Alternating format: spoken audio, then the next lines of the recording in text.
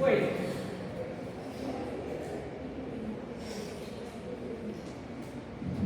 muy bien, vamos entonces a ver ahora el metabolismo de algunas vitaminas.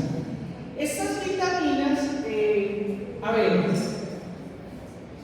obviamente que todas las vitaminas son importantes. Recordemos que las vitaminas son, la vida sin las vitaminas es incompatible.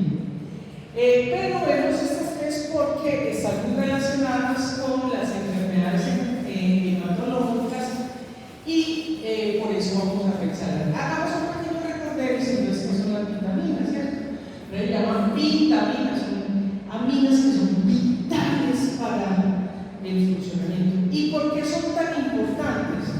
Bueno, tenemos las vitaminas liposolubles, que son la A, la D, la E, la K, que ya sabemos incluso que están catalogados como parahormonas, ¿cierto?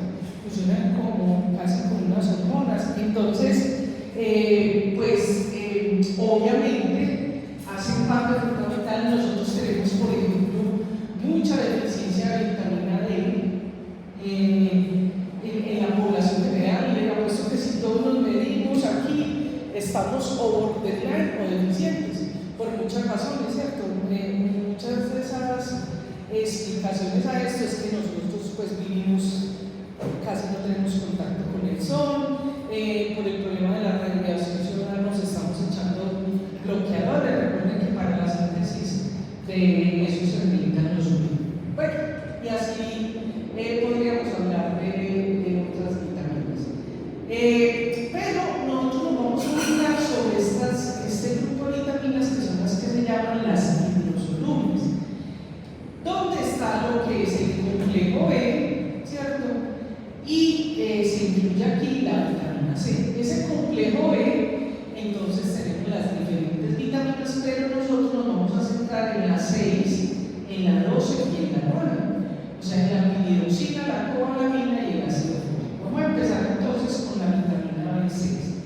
La vitamina B6 o piridoxina, lo pregunto en el examen porque usted como médico general va a pedir la piridoxina. Por favor, busquen cómo está el frasquito de piridoxina, de vitamina B6.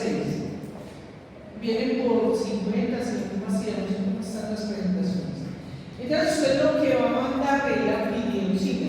Recuerden que las vitaminas hidrosolubles son los sustratos para formar coenzimas y cofactores, ¿cierto? En el caso de la vitamina 6 es el que nos va a dar el piridoxalfosfato. Es decir, esta es la forma activa que funciona como coenzima, como cofactor de muchas enzimas. La piridoxina, entonces, es una vitamina que es soluble en agua, bueno, hidrosoluble solamente. Podemos decir que es de las vitaminas que es estable en color. La mayoría de estas vitaminas son inestables a la luz, son fotosensibles. ¿Ya alguien averiguó cuánto vale? ¿Cuánto vale? No, pero no, busquen no para la rebaja. ¿Qué fue la rebaja? ¿Ah? Sí, exacto. Bueno, es que quiero el más barato, pues, porque lo que quiero que sepan ustedes es que muchas veces simplemente con dar estos suplementos vitamínicos los pacientes mejoran mucho su estado de salud. 5.500. 5.500. ¿Y cuántas tabletas traen?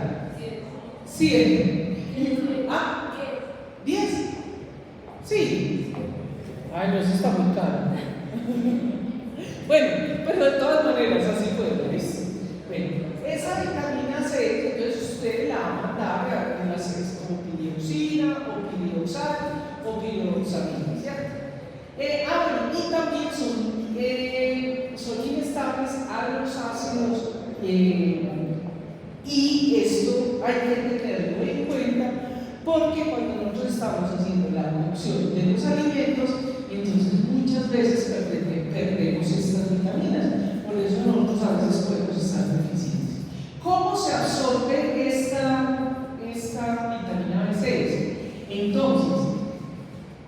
se absorbe a través del yeyuno, ¿sí? Del yeyuno. En el yeyuno entonces va a pasar la sangre gorda y en el hígado se va a convertir en el pidioxalfosfato, ¿cierto? ¿Dónde se almacena la vitamina B6? En el hígado. El hígado se almacena, pues casi toda la vitamina C. En el hígado se almacena la vitamina B6. Si nosotros no tuviéramos vitamina C, B6, pues eso va a depender del individuo, de la edad, de muchos factores, ¿cierto? Más o menos entre 2 y 6 meses se nos van a acabar esas reservas de vitamina B6. Ahora, para circular en sangre ya va a circular la forma activa de la vitamina, que es el pidioxalfosfato, PMP, pidioxalfosfato. Pero él no anda por ahí libremente, sino que va a andar pegado a la albúmina. Ahora, cuando se metaboliza, se cataboliza, o sea, se degrada, entonces se va a eliminar como ácido piridóxico. Se va a eliminar por orina. Ese es el problema, y aquí quiero mencionar algo que va para todas las vitaminas que estamos viendo y para todas las vitaminas hidrosolubles.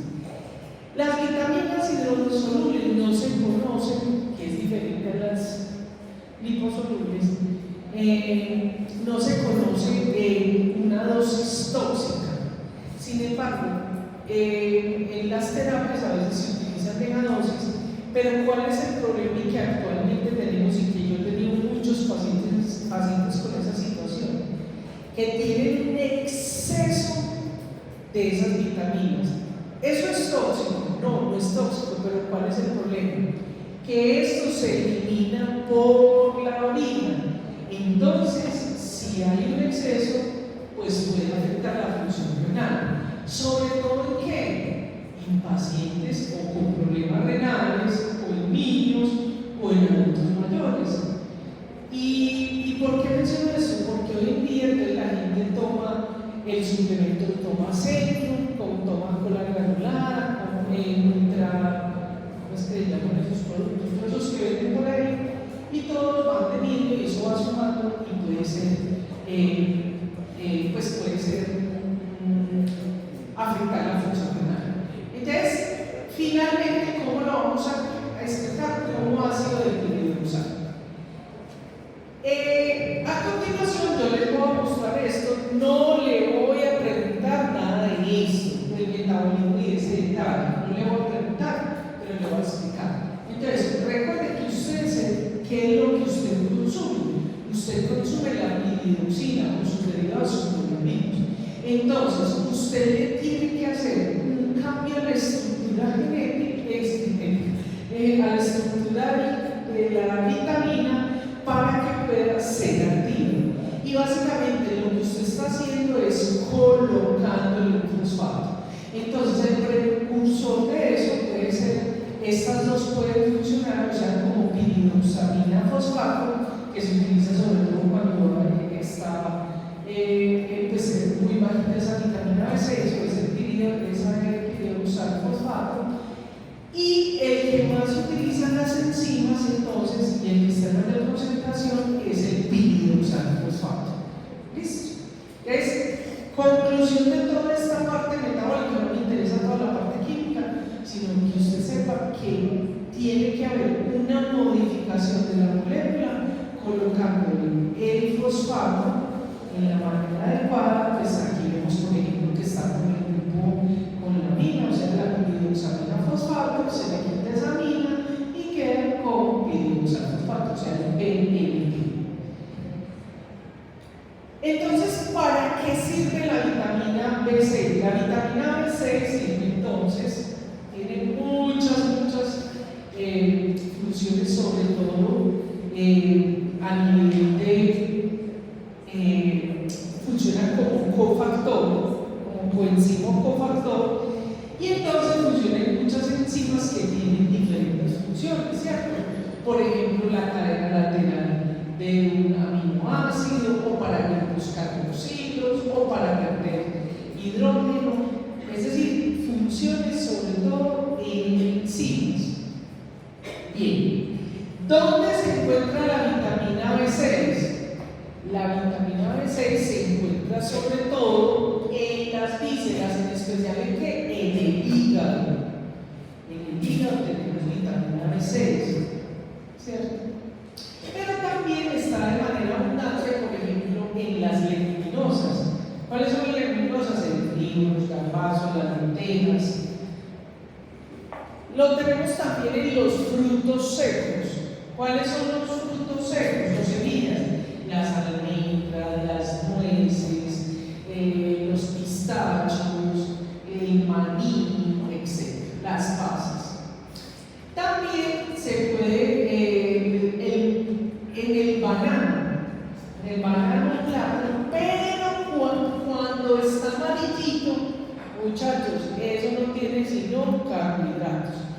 Todos los nutrientes del banano, cuando está así, lo que llamamos nosotros aquí en nuestro país pintón, o sea, que está un poquito verde, o el plátano verde, o sea, toda esa gama, o por ejemplo el quinero, todo ese tipo, tiene grandes nutrientes, tiene vitaminas. Vean, cuando se vayan a comer un snack, en vez de comerse unos chitos, unos doritos, cómanse un paquetico de plátano verde, no el plátano maduro, porque el plátano maduro tiene muchos carbohidratos.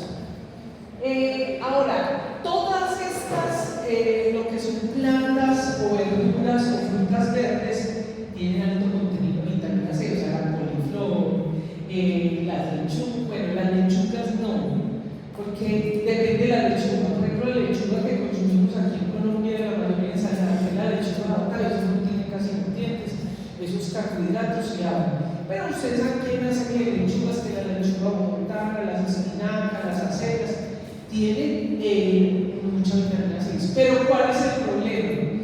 Que no las absorbemos también, las absorbemos mejor de la proteína animal. Y tiene otro problema las verduras, y es que los procesos térmicos y la luz la degradan.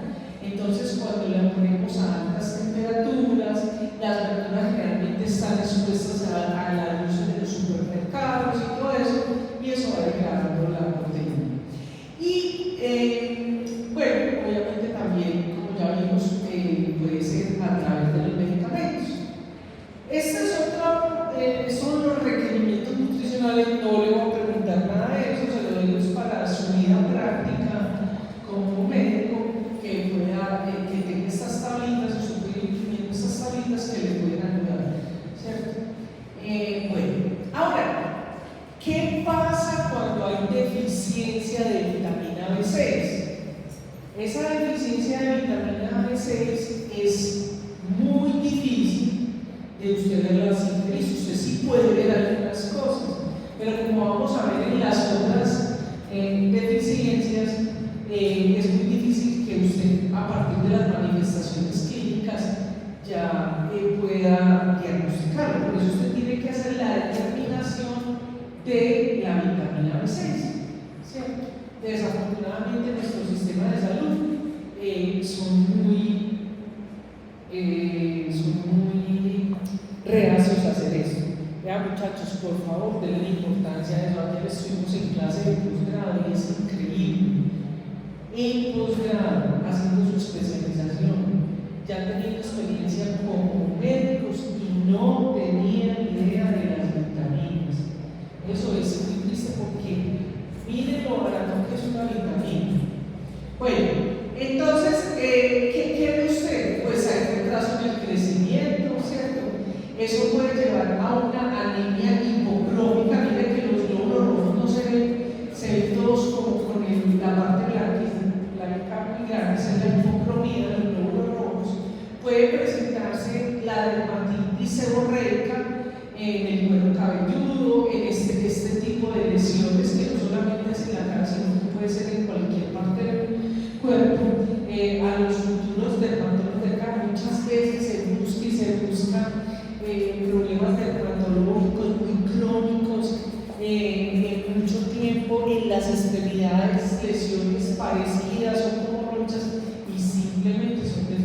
deficiencias de vitaminas.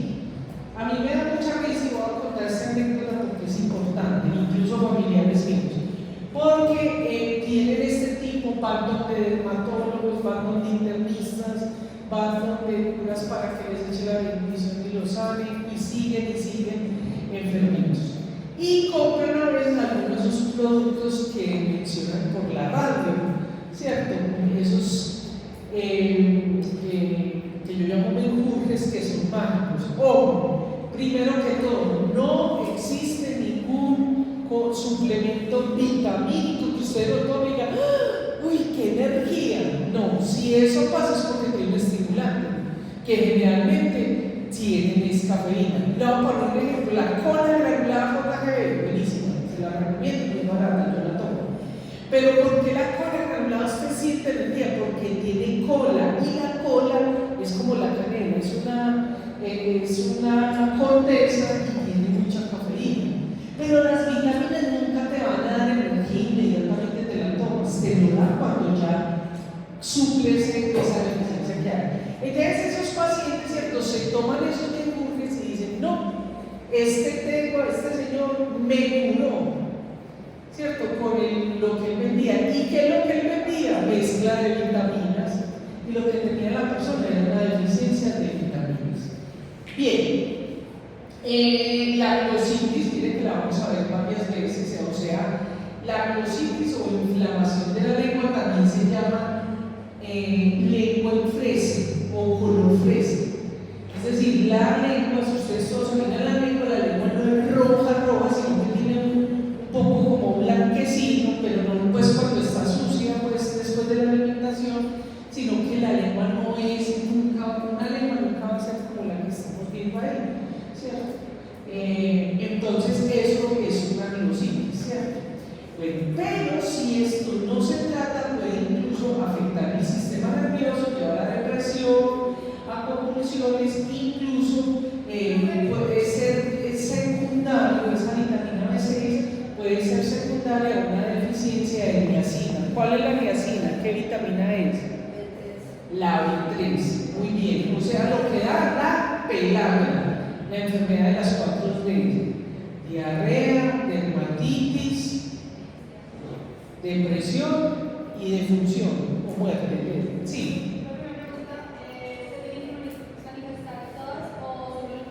Me encanta eso. No. Empieza lentamente a presentarse, ¿cierto? Pero mientras más va pasando el tiempo y más deficiencia hay, se va complicando. No quiere decir que usted empieza a bajar y empieza a sufrir convulsiones. Cuando ya hay sistema nervioso es porque está grave la cosa. Pero que es como lo más frecuente cuando ya hay una franca deficiencia, cuando hay anemia hipocrónica y esas dermatitis. ¿Listo? ¿Cuándo se recomienda entonces que usted mande esa vitamina B6? Entonces, cuando hay síndrome depresivo, se ha visto que funciona muy bien para las ustedes saben que algunas mujeres tienen lo que se llama enfermedades o síndrome premenstrual, es decir, que antes de la menstruación se siente mal, dolor de cabeza, náusea, vómito, dolor, etc. En muchas enfermedades, por ejemplo, las que yo trabajo, los errores innatos del metabolismo, por ejemplo, en la glucoporfiria, ¿cierto? En la glucoporfiria, por ejemplo, se necesita la glucoporfirinógeno, se necesita vitamina B7 y dioxalfosfato, así que hay que darle vitamina 6 o la homocisteína, ¿cierto? Cuando hay homocisteinuria, hay unos que son respondedores a la vitamina B6, es decir, errores innatos del metabolismo. También cuando tenemos, por ejemplo, las personas que tienen polineuritis, es decir, eso lo van a ver muchos ustedes, por ejemplo, en las neuropatías del diabetes. Entonces, este tipo de vitaminas les va a ayudar mucho. El endemismo agudo, ¿cierto?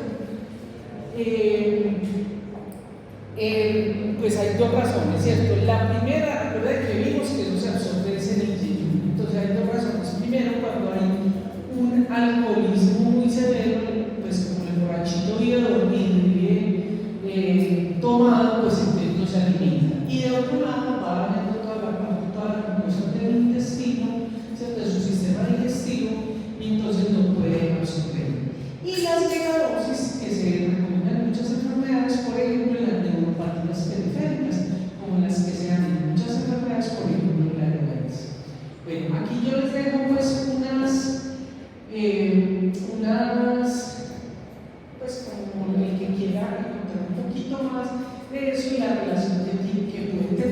por otras coenzimas como el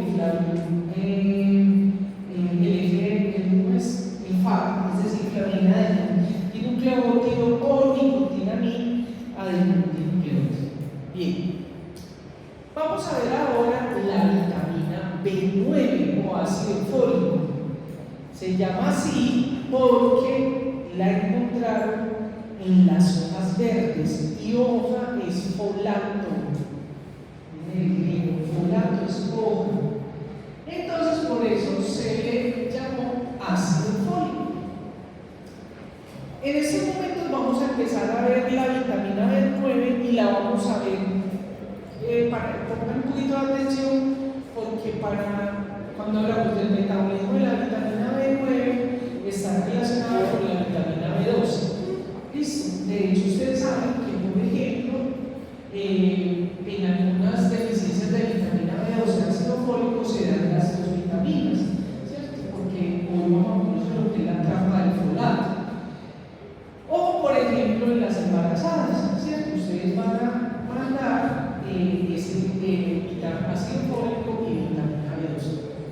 Entonces, el ácido fólico, esta es la estructura química, no me la tienen que aprender, ¿cierto? Básicamente, el ácido fólico está compuesto por estas estructuras, que es lo que se llama la 6-metilpterina, que es una pirimidina y una piracina, tiene el PAB, ácido P-aminobenzoico, ¿cierto? Y tiene el glutamato. Todo esto hace la estructura del ácido fólico. Ojo con esto, usted no lo encuentra así. Usted lo que se come es poliglutamatos, usted no lo encuentra separado, lo encuentra como poliglutamatos. Entonces, esa estructura, entonces, ¿cuál es la importancia de esa estructura? Que cuando nosotros nos comemos esos poliglutamatos y los separamos, ¿cierto?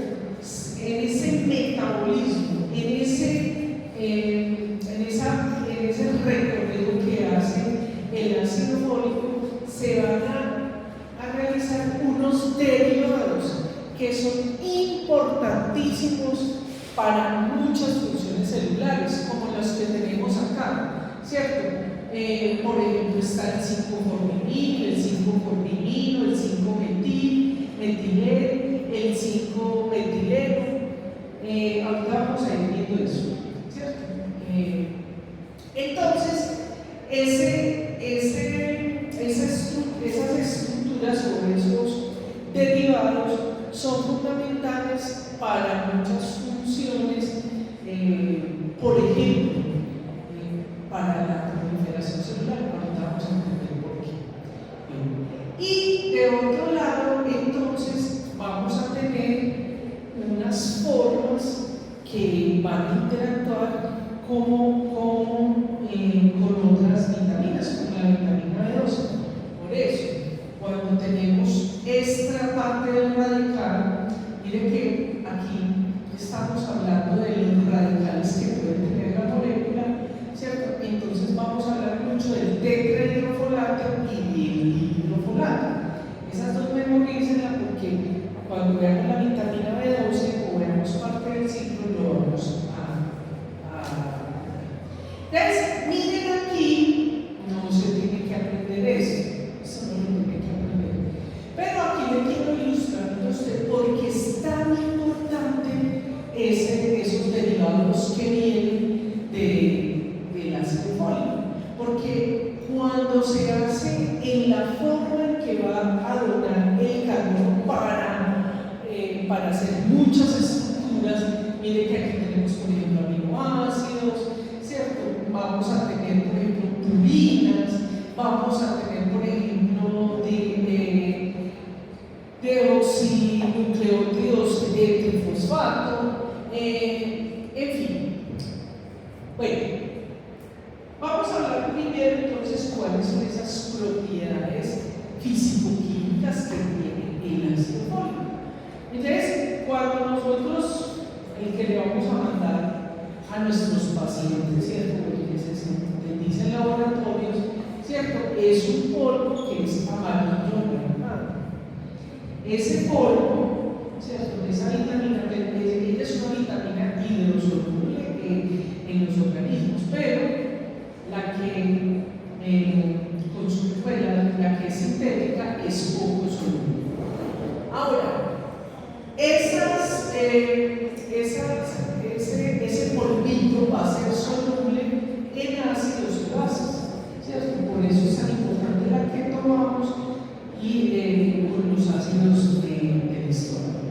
Y son insolubles en alcoholes, en acetonas, en éter, en cloroformo, es decir, en compuestos orgánicos. Es muy sensible a los rayos ultravioleta, entonces se va a deteriorar, ¿cierto? Ya cuando la tenemos, por ejemplo, en las plantas, que es una buena fuente, o cuando nosotros la cocinamos, ¿cierto? Le vamos a echar vinagre, limón, ¿cierto? O cuando hacemos verduras no le echamos crema de leche, ¿cierto? O leche, o soluciones que son alcalinas, entonces pues se va a deteriorar.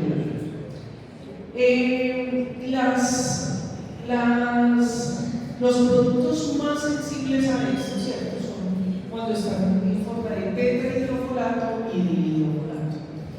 ¿Dónde está la vitamina B9 o el ácido fólico? Vean, está en todo lo que tenga hojas, es decir, en todas las verduras y hortalizas verdes, en las lechugas, en las acelgas, en la espinaca, etc. En todas esas están. ¿Cuál es el problema? Es que es muy difícil digerirlas y absorberlas. ¿Dónde está la mayor fuente, la más efectiva y la que absorbemos? ¿Dónde nos podemos poner los compuestos poliglutamatos? En la carne magra o en las vísceras, especialmente en las vísceras e hígado, ¿cierto? Pero también lo podemos tener en las leguminosas, en los frutos secos, los lácteos, en las carnes, en el pescado. El aguacate es muy buena fuente de muchas vitaminas, en los cereales, ¿cierto? Pero de todos estos no son tan eficientes, incluso de la carne magra se puede tener, pero no es tan eficiente. ¿Cuál es el problema de las vitaminas en general, pero específicamente de la que estamos hablando? Es los procesos urinarios, es decir, cómo la comemos. Por eso es que los animales no tienen deficiencia de esas vitaminas, porque ellos comen las semillitas, comen las mamas crudas, no las cocinan. Por eso nosotros a veces comemos muy bien, pero nos alimentamos muy mal, ¿cierto? Porque esa comida está sobrecocida, frita, asada, entonces pues obviamente será dañado. Sin hablar de la cadena que hay desde que lo arrancan de la planta hasta que llegan a nuestras casas, ¿cierto? Fíjese usted que cuando se pone en agua a hervir, ¿cierto? Simplemente mientras llega a ese estado de ebullición, o sea, cuando se esté hirviendo, se pierde el 50%. Las que están al vapor, que mire que muchas de las recetas dicen, no, para que usted tenga los alimentos al vapor que tienen los nutrientes. No, hay micronutrientes como los elementos que realmente se pueden obtener, pero las vitaminas, la mayoría se pierden. Mire que cuando están al vapor y en fritura se pierde hasta el 90% de la vitamina. Y cuando se hierve en agua en ebullición, más de 8 minutos, se pierde hasta el 70%. ¿Qué es lo que nos comemos entonces tan delicioso? Los carbohidratos, la fibra. Nos ayuda y es bueno, pero chicos, lo que hay que hacer es lo que dicen los chefs: saltear. ¿Cuándo sabe usted que la mayoría de forma como nos gusta, cuando el vegetal está crujiente, ¿cierto? No está blandito como la papa, sino crujiente? ahí todavía tenemos vitamina. Bueno, entonces nosotros obviamente nos comemos en todos estos vegetales, entonces los poliglutamatos, y los convertimos en monoglutamatos en el intestino, en el intestino. Y parte de eso nos ayuda es la microbiota, o sea, las bacterias que hay en el intestino, nos ayudan a que se conviertan actividad enzimática nuestra, pero también la microbiota. Y los poliglutamatos no se absorben también, ¿cierto?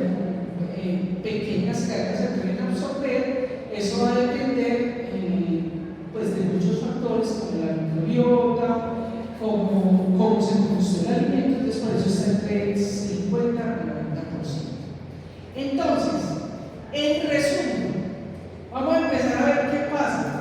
¿Cómo obtiene usted el ácido fólico? Entonces usted lo tiene que comer, o sea, en la dieta. Usted se lo tiene que comer en la dieta. Entonces se lo tiene que comer en la dieta. Y en el intestino se tiene que partir en pedacitos. ¿Cómo se parte? Se convierte en monoglutamatos o ácido fólico. Ese mono es uno. Glutamatos, porque se acuerda que vimos esa molécula grandota que tiene la adenina, el papa y tiene ácido glutamato. Entonces, ese ácido fólico se llama monoglutamato, ¿cierto? Muy bien. Esto se convierte en el intestino. Entonces, ojo que antes lo voy a repetir 2 veces para que primero no copien nada y después copien, porque eso lo tienen que, este dibujito es como el que yo veo que les puede ayudar mucho. Yo les puse ahí varios dibujitos al principio y al final y con la vitamina D. ¿Listo?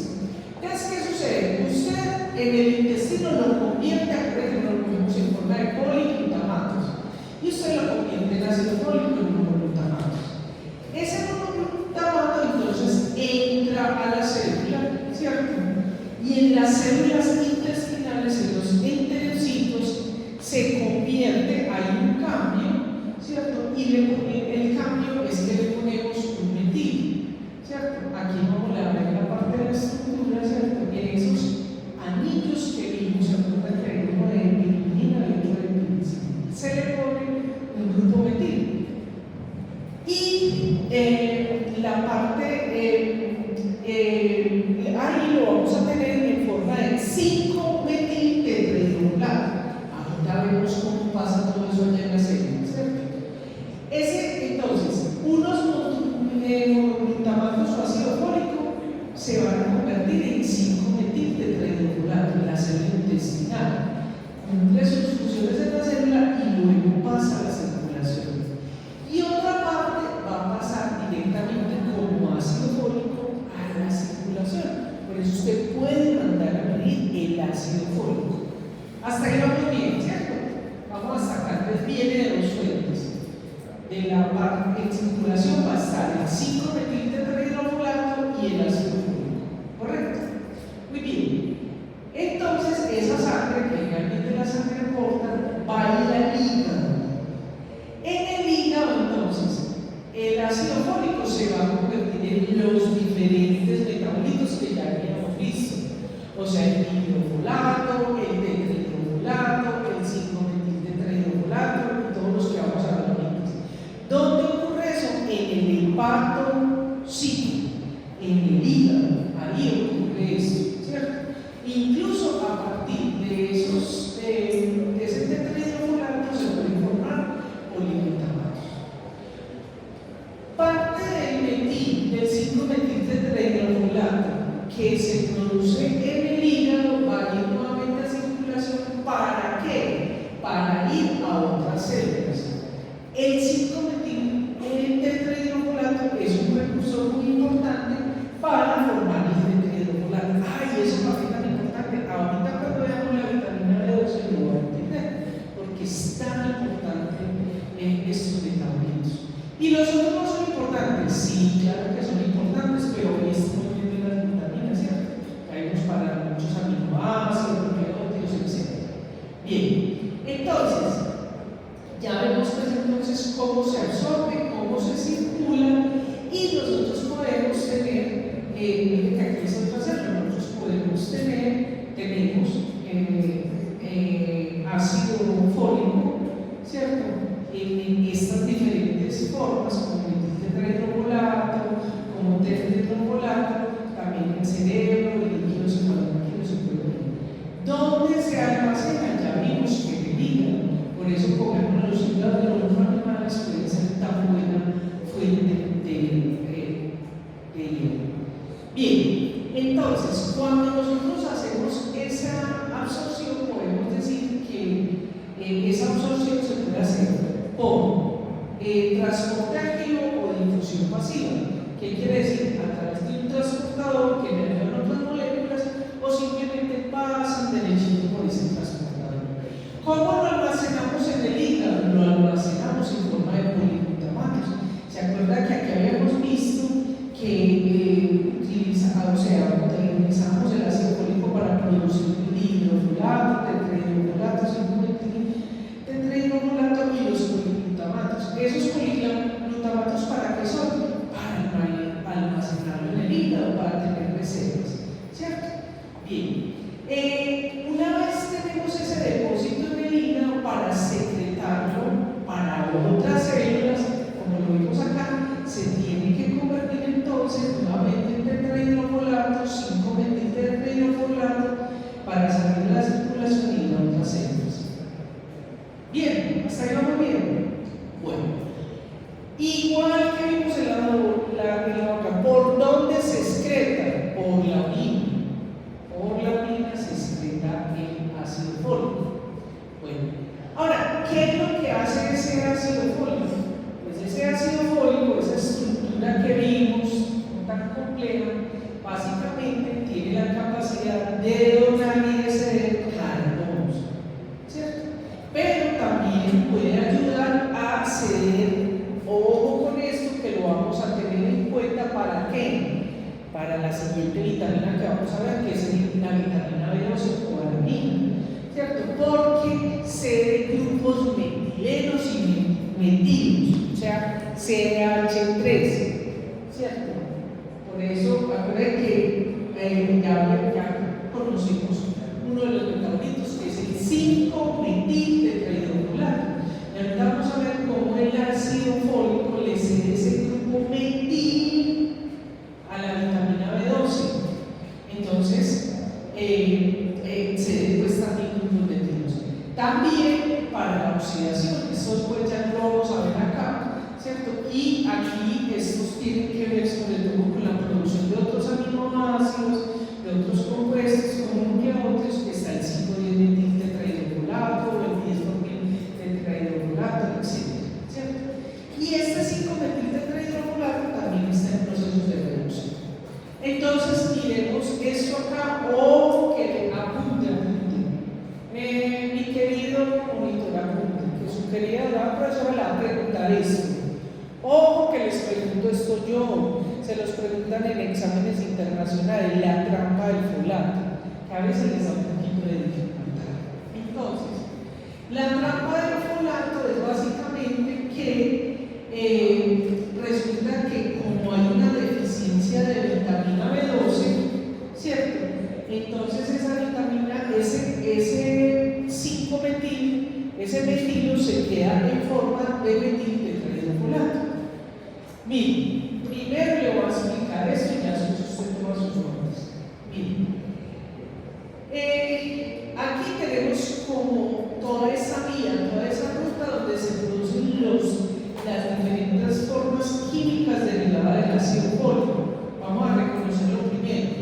Miren que aquí está el tetrahidrofolato, ¿cierto? Está el 10-metiltetrahidrofolato, el 5-10-metiltetrahidrofolato, el 5-10-metiltetrahidrofolato y el metiltetrahidrofolato. ¿Listo? ¿Cuáles ustedes van a aprender de esta clase? Y que lo preguntan en el examen: el metiltetrahidrofolato y el tetrahidrofolato, TH4, o 5-metil-TH4, estas dos. Ahora, para que ya no hablemos más de estos otros compuestos,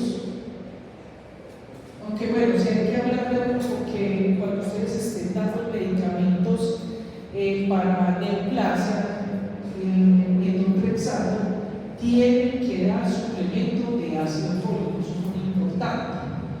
Entonces, miren que aquí tenemos, por ejemplo, para la producción de purinas, para la producción de pirilinas necesitamos esos sustratos, pero eso ya lo vamos a dejar de lado.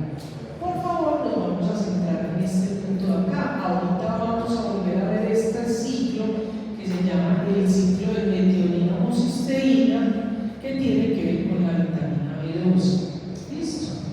Entonces, para que lo tengan en cuenta. ¿Qué es lo que sucede? Se lo voy a explicar aquí y luego nuevamente la vitamina B12. Pero aquí les voy a explicar la trampa de folato. ¿Qué sucede? Que nosotros tenemos el metil tetrahidrofolato, o sea, 5-metil PH4, ¿cierto? Él tiene ese grupo metil y se lo va a entregar a la vitamina B12, ¿cierto? Entonces, la vitamina B12 viene como cobalamina, ¿cierto? Y cuando le entrega el grupo metilo queda como metilcobalamina. Entonces, cuando le entrega ese metil a la vitamina B12, para que funcione como coenzima por acá, ¿cierto? Entonces queda convertido este compuesto en tetrahidrofolato. ¿Me hice entender? Vuelvo y repito. De todos estos componentes del ciclo de los folatos está el 5-metil tetrahidrofolato. Él le va a entregar el grupo metilo a la vitamina B12. Entonces la vitamina B12, o sea, la cobalamina, queda como metilcobalamina. Si ya se le quita el metil y queda en forma de tetrahidrofolato. ¿Listo? Ahí vamos bien. Muy bien. Sigamos adelante que ahorita vamos a volver acá. Entonces, cuando hay deficiencia de vitamina B12, ahí es donde se da la trampa del folato. ¿Por qué? Porque el folato queda en forma de metil tetrahidrofolato, ¿cierto? Entonces no se le quita ese grupo metil y entonces se para el ciclo. ¿Sí lo ven? Esa es la trampa del folato. Como no hay a quien pasar a decir 5-metil, no tenemos tetrahidrofolato para que siga el resto del ciclo. ¿Me hice entender? Se lo voy a preguntar en el examen, la trampa del folato. Eso lo preguntan y lo van a ver mucho durante su carrera, ¿cierto? Es decir, como hay deficiencia de vitamina B12, queda en forma de 5-metil tetrahidrofolato y no vamos a tener TH4, tetrahidrofolato. ¿Y para qué es el tetrahidrofolato? Para seguir las otras partes del ciclo. Sí, adelante. ¿Alguien? Exactamente. Mire que aquí estamos viendo un ciclo, ¿cierto? Como no hay tetrahidrofolato, se para la vida. No hay sustrato para producir 10 por mil de tetrahidrofolato, 5-10 mil de tetrahidrofolato, 5-10 mil de tetrahidrofolato. Y aquí no aparece, pero también está el dihidrofolato. Listo. Bueno, hay una cosa importante. Resulta que por aquí hay una enzima que se llama la metiltetrahidrofolato reductasa, pero eso lo vemos más adelante. Creo que ahí lo tengo, para que no se confunda. Entonces, mire acá. Esta es la relación, esto se lo voy a poner, esto lo vamos a volver a ver ahorita en la vitamina B12. Mire usted acá, ahí se repite y se concluye la importancia del ácido fólico y la vitamina B12. Ya vimos que hay un ciclo de metionina homocisteína, ¿sí o no? O porque en el examen le va a preguntar esta palabra, usted tiene que tachar SAM para que lo saque bueno. ¿Listo? Entonces, ¿qué pasa? Tiene el tetrahidrofolato, vean acá. Tetra es 4, hidrógeno, y este es el folato tetrahidrofolato. Y este es el grupo metil CH3. O sea, ¿cómo se llama esto? Metil tetrahidrofolato. Ese grupo metil, ¿a quién se lo va a pasar? A la vitamina B12. O sea, tenemos cobalamina y queda como metilcobalamina. ¿Cómo quedó el tetrahidrofolato? El metil tetrahidrofolato quedó como tetrahidrofolato. Y la vitamina B12 como metilcobalamina. Y eso lo necesitamos para hacer esta reacción de acá. O sea,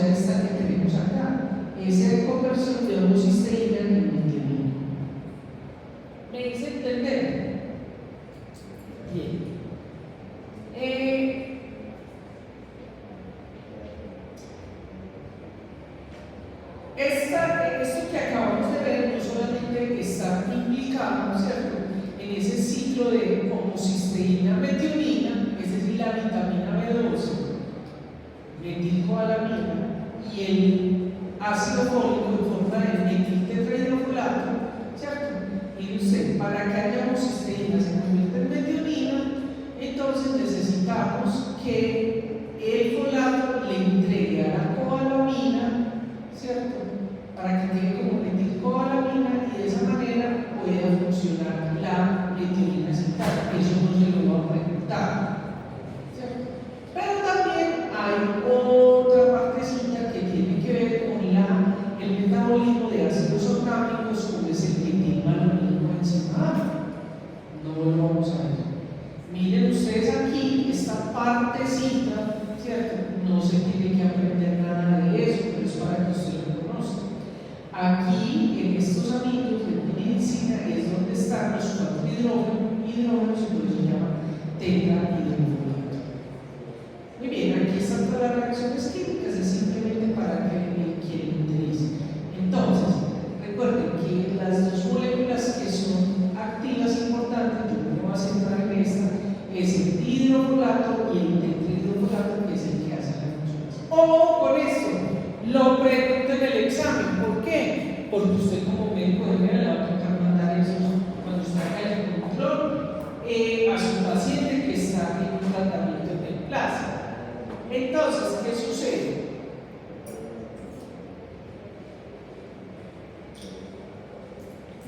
Como vimos en los otros dibujos, sabemos que, por ejemplo, el 5N5N10 tetrahidrofolato se necesita para producir nucleótidos. Entonces, cuando se dan tratamientos como este metotrexato, lo que se hace es que se cambian los nucleótidos para que no se puedan seguir proliferando la célula neoplásica o cancerígena, ¿cierto? Entonces, en vez de, por ejemplo, en este caso, en vez de colocar uridina, se le da 5-fluoracilo, ¿cierto? Y aquí lo que nos va a hacer el metotrexato es inhibir una enzima que se llama la dihidrofolato reductasa. Entonces, cuando usted está dando el tratamiento, se inhibe esta enzima y por lo tanto no va a pasar de dihidrofolato a tetrahidrofolato. Por eso tiene que dar usted suplemento de ácido fólico en pacientes que están teniendo terapia para neoplasias. ¿Por dónde eliminamos entonces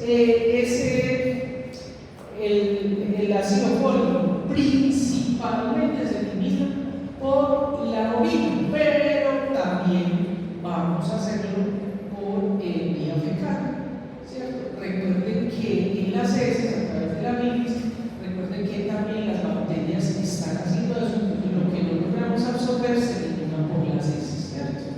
Bien. Sí.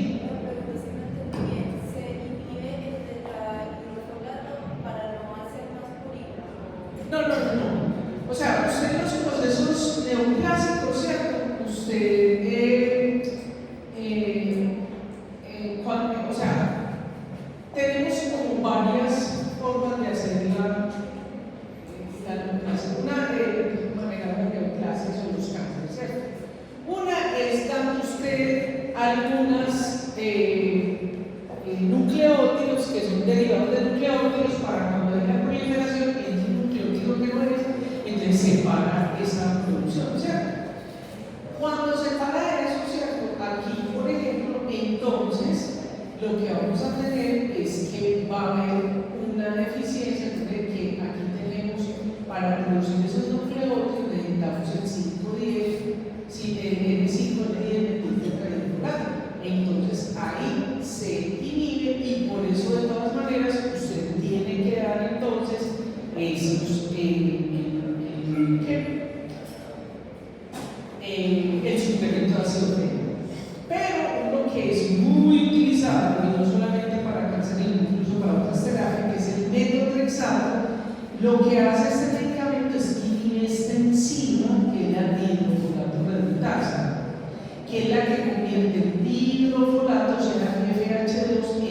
H4 es un tetrahidrofolato. Entonces, por eso usted tiene que dar suplemento de C4. ¿Listo? Bien. Bueno, ahí le tengo estas diapositivas para que estudien eso. Hay un polimorfismo genético muy frecuente en toda la población mundial, que es una variante genética que crea una deficiencia de la metiltetrahidrofolato reductasa. Entonces, ¿usted cómo se va a dar cuenta de eso? Porque son esos pacientes que usted le pide la vitamina B12, ¿cierto? Y siempre le da por debajo de la mitad del rango. Me explico.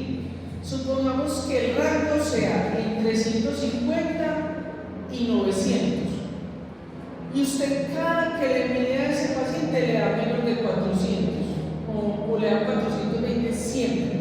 Y por más que usted le mande a tomar, sigue manteniendo eso. Entonces, lo más seguro es que ese paciente tiene una deficiencia de metiltetrahidrofolato de las variantes genéticas. Y eso hay que manejarlo porque eso puede hacer que haya una homocisteína alta, ¿cierto? Y eso puede llevar a enfermedades cardiovasculares y a cánceres. Entonces, ¿qué hace usted con los pacientes? Tiene que darles vitamina B12, vitalicio, intramuscular, no puede ser por vía oral, sino intramuscular, una ampolla cada mes vitalicio, ¿cierto? Para suplir esa deficiencia. ¿Cómo conoce usted la deficiencia de vitamina B9?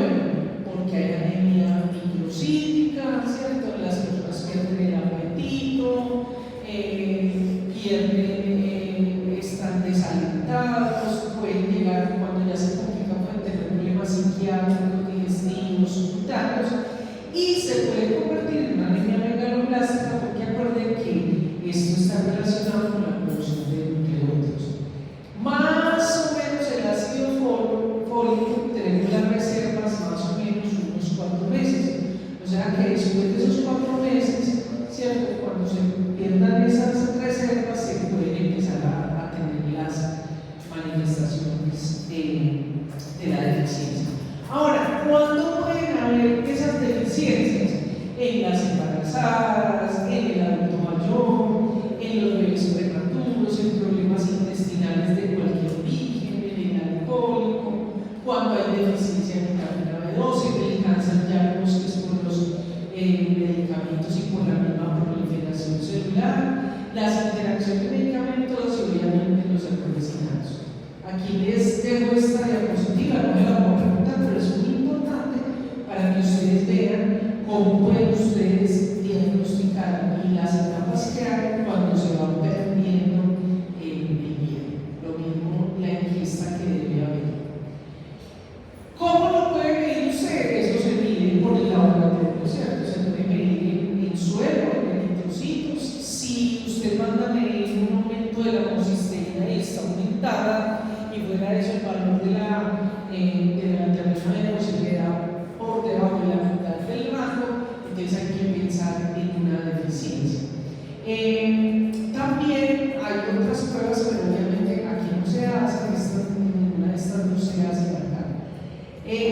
Muy importante mandarla a medir cuando tenemos procesos cancerígenos, neoplasias, cuando hay deficiencia de vitamina B12, cuando sabemos que vamos a mandar un medicamento que hace interacción con la vitamina y en los determinantes del medicamento. Muy bien, vamos a ver ahora, ya para terminar, la vitamina B12, que está muy relacionada con el ácido fólico. Mire que muchas de las cosas y diapositivas que vimos, la vamos a volver a ver acá. Entonces, la vitamina B12,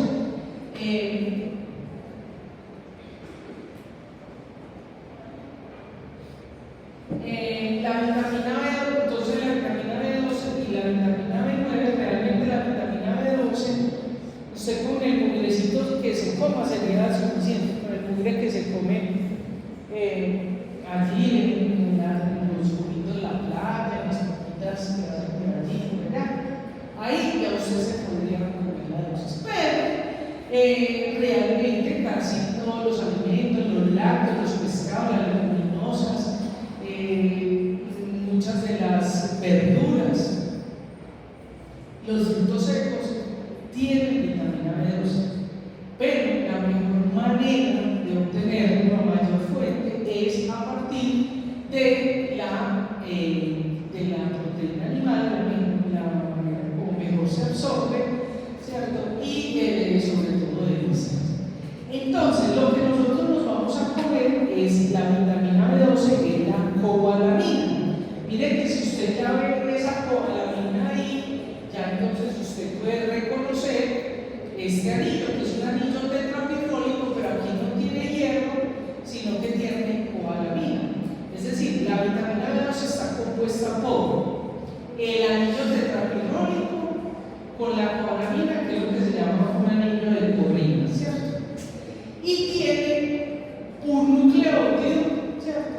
Un nucleótido, y aquí va a haber un radical. En ese radical, ¿qué puede estar? Puede estar un cianuro, puede estar un OH, entonces la hidroxicobalamina, puede estar un grupo metilo, la metilcobalamina, o puede estar otro nucleótido y se llama adenosicobalamina, ¿cierto? ¿Cuál es la forma activa? La forma activa es entonces la cianocobalamina y la hidroxicobalamina, es decir, que funcionan como coenzimas o cofactores. ¿Cuáles son las propiedades físicas de esos pigmentos tan bonitos que usted hace? Yo no podría hacer una cosa de esas. ¿Qué tan lindo? Bueno, pues, entonces, los rayos ultravioleta.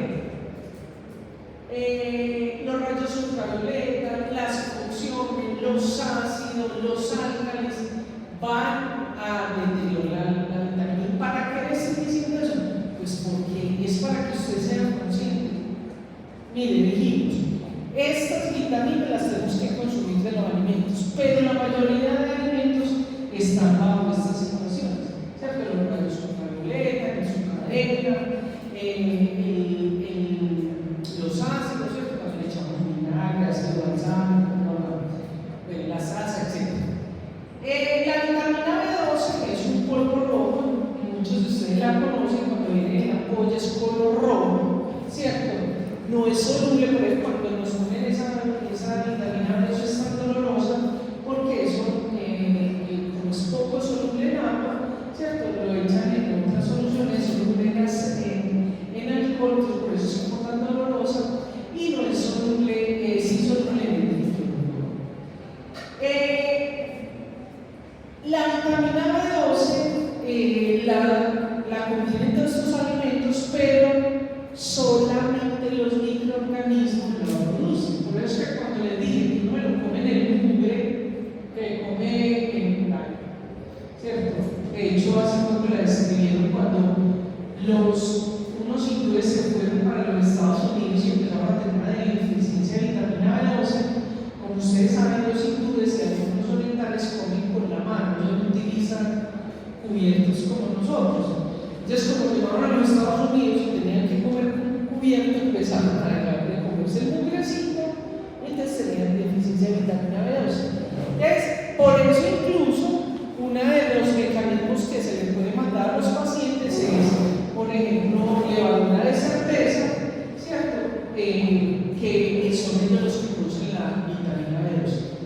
Sin embargo, en los alimentos, en las carnes, como tienen esos depósitos, sobre todo en las vísceras, el riñón, los hígados, esos, tienen muy buena cantidad de vitamina B12. También lo podemos consumir en los huevos, en los productos de mar, sobre todo ostras, carneros, sardinas, salmón, en las carnes magras, en los huevos después de que ha sido cocido, o sea, por ejemplo, el modo entero, no es tan bueno y no es tan fácil de tener.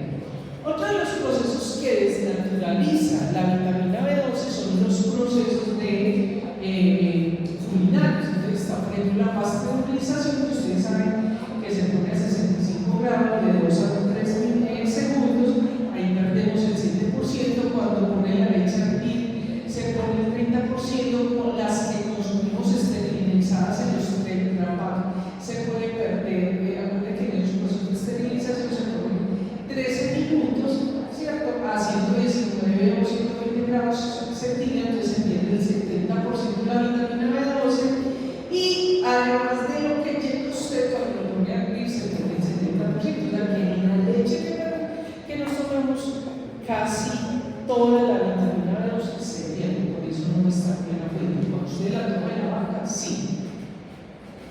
Bueno, aquí tenemos este cuadrito, yo le dejo al final el cuadrito que está relacionado con el de la vitamina B12, entonces usted se come la cianocobalamina o hidroxicobalamina, lo que va a suceder, ojo con esto porque lo pregunto en el examen, resulta que esa cobalamina hay que protegerla de los ácidos del estómago, del ácido clorhídrico.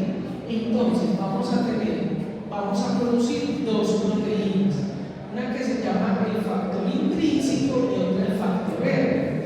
Entonces, ese factor intrínseco y ese factor R va a proteger y va a ayudar a que se pueda absorber la vitamina B12 en el yeyuno, ¿cierto? Ahorita vamos a ver eso en detalle. Luego, para poder entrar, y para poderse transportar, se transporta una proteína que se llama la transcobalamina. ¿Dónde almacenamos la vitamina B12? En el hígado. Depende entre los 4 y 6 meses se acaban esos depósitos. ¿Por dónde se excreta? Se excreta por la bilis, la orina y las heces. Entonces, ojo pues, aprendas ahí se los dejo de varias formas, para lo que os voy a preguntar en el examen. Entonces, tenemos dos tipos de células del estómago. Nosotros nos comemos la vitamina B12. Entonces, en la mucosa gástrica se va a producir la proteína R, ¿cierto? Proteína R, que lo que va a hacer es que se va a pegar y va a proteger la vitamina B12 y la va a llevar hasta el hígado, ¿cierto? Hasta ahí vamos bien, vean que está el cuadradito.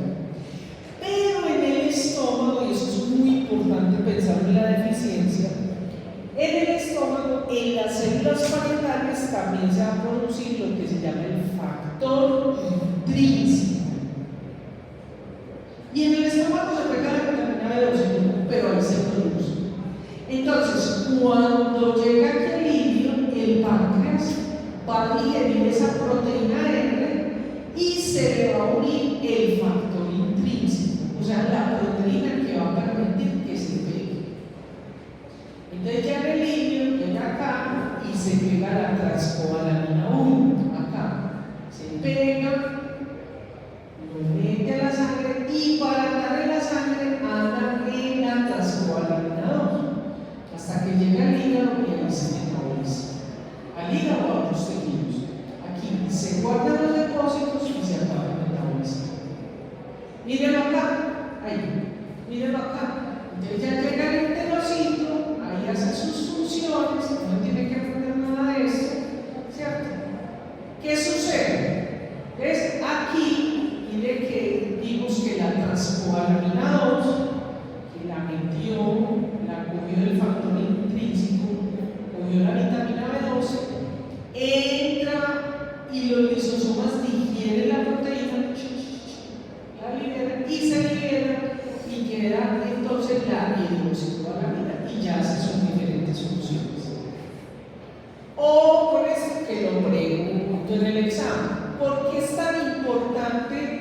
Una de las grandes importancias de la vitamina B12 es en la producción de este metabolito que se llama S-adenosilmetionina, el SAM. ¿Por qué es tan importante el SAM? Porque el SAM porque se pega en un aminoácido azufrado, eso tiene azufre, y le pega el adenosil, o sea, el nucleócido, o sea, la base nitrogenada con el azúcar en el azufre. ¿Cierto? Ese adenosilmetionina lo que va a hacer es que va a llevar, ese es un transportador de grupos metilo, ¿cierto? ¿Y para qué necesitamos eso? Porque por ejemplo para convertir la norepinefrina en norepinefrina necesitamos poner un grupo metilo. ¿Y quién lo trae? El SAM. Para convertir por ejemplo los nucleótidos en nucleótidos metilados, ¿quién trae el grupo metilo? El SAM. O por ejemplo la fosfatidiletolamina, para convertirlo en fosfatidilcolina, necesitamos el SAM. O por ejemplo la melatonina, tenemos ácido para convertirlo en metionina necesitamos el SAM, o sea, por el grupo metil. Ay, ¿de dónde viene eso? Acuérdese que el ácido fólico le pasó, el tetrahidrofolato le pasó el grupo metilo a la vitamina B12. Y la vitamina B12 le entrega esta homocisteína que no tiene grupo metilo y queda convertido en metionina. Ese lleva el grupo metilo y forma el SAM.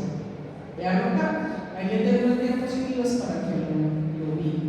Mírenlo porque, o sea, eso de memoria me parece muy difícil. Yo les recomiendo con la estructura, por eso les dejo esto que lo quieren hacer así. Fíjense que la homocisteína es un aminoácido asociado. Miren que la molécula es exactamente igual.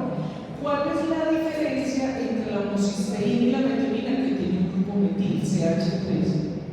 ¿Quién le entregó ese CH3? La vitamina B12. Ese me encanta. Ya, la vitamina B12 le entregó el grupo metilo ¿a quién? A la metionina. ¿Sí o no? Y a la metilcobalamina, ¿quién le entregó el grupo metil? El tetrahidrofolato, el 5-metil tetrahidrofolato. Este es clave para que lo aprovechen. Bueno. Entonces, la función metabólica de esa vitamina B12 está asociada con el ácido fólico. Ya vimos que es para la regeneración del folato, para pasar cobalamina, ya vimos que es importante para la producción de purinas y piridinas y para el metabolismo de ácidos orgánicos. ¿Cómo se puede medir eso? Usted manda a determinar la concentración de vitamina B12. En otros países también miden el ácido metilmalónico, miden la homocisteína, incluso esta que se llama la aldosterona. Esto no se hace en Colombia, lo único que se hace es la vitamina B12 y el ácido metilmalónico, pero sobre todo si están sospechando una enfermedad huérfana. Aquí vuelvo y les menciono a quién, la trampa del folato. Vamos a repasar a ver si lo he entendido. ¿Qué sucede? Que como hay deficiencia de vitamina B2, entonces se queda atrapado esta forma de ácido fólico, o sea, en forma de 5-metil tetrahidrofolato, porque como no hay aquí un pasado, ese grupo metilo, ¿cierto? El grupo metil que se pasa a la vitamina B12, entonces queda en forma de metil tetrahidrofolato. Esa es la trampa del folato. Bueno, entonces tienen que aprender, pues el valor va a depender del serrano. ¿Qué produce la deficiencia de vitamina B12? Cuando se acaban esas reservas, produce entonces la anemia macrocíclica, o sea, anemia megaloblástica. Además de lo que vimos, fíjense que ¿se acuerdan que vimos el SAM? Por ejemplo. Entonces, y vimos ahí que estaba, por ejemplo, la fosfatidilcolina, la troponina, la epinefrina. Entonces, por eso la vitamina B12 es tan importante, porque participa en síntesis de fosfolípidos, de purina, en crecimiento y mitosis celular por los nucleótidos, es transportador de oxígenos y electrones y obviamente la diferenciación celular. ¿Qué produce la deficiencia de vitamina B12? Produce manifestaciones neurológicas, ¿cierto? Parestesias, o sea, que siente que lo chuzan, que siente calor, que le pone hielo, que le pone fuego, neuropatías periféricas. De hecho, muchas veces el manejo de la neuropatía periférica es con la vitamina B12. Y la enfermedad sistémica combinada, ¿cierto? Bueno, también hay que pensar que cuando tenemos, por ejemplo, esa deficiencia de tetrahidrofolato reductasa, o cuando se hace esa trampa del folato, entonces se va a aumentar la homocisteína. Ya entendimos por qué, porque la vitamina B12 y el ácido fólico entra en ese ciclo de homocisteína metionina. Y cuando hay aumento de homocisteína, entonces hay riesgo de que haya fracturas de enfermedad cardiovascular. Dentro de las manifestaciones psiquiátricas, entonces está la irritabilidad, los cambios de personalidad, pérdida de memoria, demencia, depresión, psicosis. Miren que todo esto son manifestaciones psiquiátricas que envían la vitamina B12 puede mejorar eso. También da manifestaciones bucales, la lengua inflamada o lengua en color fresa, que es la glositis o inflamación. La lengua se llama glosa, la glosa, ¿cierto? Les puedo dar glositis. La palidez de mucosa, ¿cierto? La serostomía. Serostomía es que se tiene seca las mucosas, no producen saliva, entonces usted ve que tiene aquí esas queratosis y fuera eso la saliva como espesa, como espuma, ¿cierto? Eso se llama serostomía. Bien. ¿De dónde puede dar eso? ¿Qué puede provocar esa deficiencia de vitamina B12 y la deficiencia nutricional? ¿Cierto? También, y estas que voy a mencionar aquí, o que va a ser de las más frecuentes en su consultorio, querido médico regular, y es por problemas de malabsorción. ¿Qué lo puede dar? Por la hipertensión, la gastrectomía, o que todos esos pacientes que les hacen esas gastrectomías totales o parciales generalmente presentan a largo plazo deficiencia de vitamina B12. La recesión gastrointestinal, ¿cierto? Cuando hay una diverticulitis, entonces cortan pedazos del intestino por otras razones. Las gastritis crónicas, que puede ser por el Helicobacter pylori, por el exceso de alcohol, por un SIBO, que es un sobrecrecimiento bacteriano del intestino delgado, por la misma disbiosis, que es un problema de las poblaciones bacterianas en el intestino. Este que es genético, que es deficiencia de transcoagulamina 2, también en los cánceres, en la enfermedad inflamatoria intestinal, por ejemplo, el síndrome de Crohn, o que este es otro de los pacientes que ustedes van a tener en su consulta, los pacientes veganos o de dieta vegetariana estricta, ¿cierto? Que no comen nada que diga que hayan hecho mamá o que hayan tenido mamá. Esa es una frase muy popular, muy chata, pues porque las personas también tienen mamá y papá, pero ellos dicen así. Hay que estar chequeando eso. Bueno, muy bien. ¿Cómo es el uso terapéutico? Entonces, el uso terapéutico, obviamente, es para el tratamiento de la deficiencia o prevenirlo, ¿cierto? Como vimos que, por ejemplo, en el embarazo puede haber una deficiencia, o cuando, por ejemplo, el paciente le hace la gastrectomía. Las meganosis funcionan muy bien para problemas psiquiátricos y neuropatías. Esto se maneja muy popularmente, pero no hay ningún estudio científico que lo demuestre, donde los pacientes refieren que se les disminuye el cansancio, ¿cierto? Y que mejora el crecimiento, pero no hay un estudio científico que lo demuestre. También se utiliza para cuando la persona tiene anemia medular-elástica, cuando hay deficiencia de ácido fólico, cuando se están dando su tratamiento, que ya vimos que lo que pasa con el metotrexato, ¿cierto? Y en la suplementación prenatal, que está en todas las materias. Aquí está lo de la ingesta y aquí les dejo este paralelo para que estudien. Queridos, hemos terminado con la lista. Muy bien, mucha suerte. Espero que ustedes sí sean mi esperanza de cambiar el futuro. Unos médicos maravillosos. Nos vemos los que hagan posgrados conmigo. Sí, me lo para porfas.